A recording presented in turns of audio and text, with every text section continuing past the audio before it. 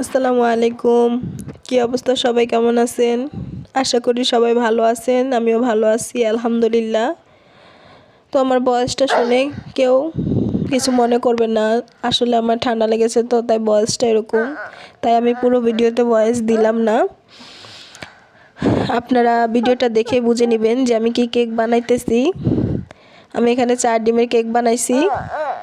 আমি এখানে chocolate flavour আর vanilla flavour mix করে বানিয়েছি। খুব একটা সুন্দর ডিজাইন হয়েছে আর কেকটাও খুব মজা হয়েছে। আপনারা পুরো ভিডিওটা দেখেন তাহলে বুঝতে পারবেন।